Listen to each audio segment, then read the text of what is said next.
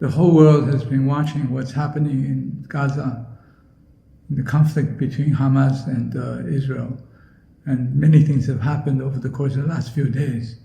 To start with, the Arab Islamic delegation of foreign ministers from the major countries have just visited Beijing as the first stop, followed by Moscow, and now they're in London. During this period, something has happened.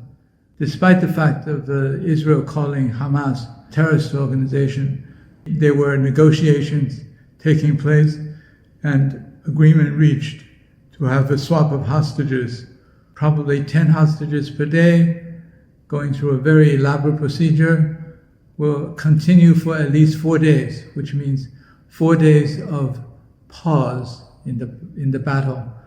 The Americans and the Israelis don't like to call it a ceasefire, but hopefully the pause means a ceasefire, and hopefully it will last a lot longer than the 4 days originally planned, because during this period, humanitarian aid can go in, and also negotiations could take place for possibly longer-term solution, starting with a permanent ceasefire. So we have a medium-term ceasefire on a longer-term basis, followed by hopefully a two-state solution, which the whole world is in support of, with the exception of the Israelis, backed by the Americans. There has been and is going to be increasing international pressure on them. And the Arab Islamic mission of foreign ministers will just continue to build greater and greater support for seeking a solution to the Gaza or to the Palestine-Israel conflict. Hopefully this will happen.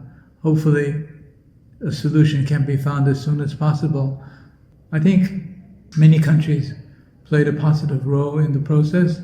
Egypt, Jordan, and quietly on the sidelines or behind the scenes, Qatar. Doha was has been very, very active in promoting a peaceful settlement. This is where I was yesterday. The government has really made a major contribution in the process. And of course, China has made a very strong standing in the process as well. China was the first place to be visited by the Islamic and Arab delegation of foreign ministers. And hopefully this will lead to a solution which is long-term, not just a pause, not just a ceasefire, but a long-term solution to allow the Palestinians to have their homeland, to have their own country, to have their own government. The people of Gaza and Palestinians all over the world have been suffering because they've been deprived of their homeland. And the bombings have killed so many innocent civilians, including thousands of children. This is unconscionable. This is totally unacceptable to the people of the world.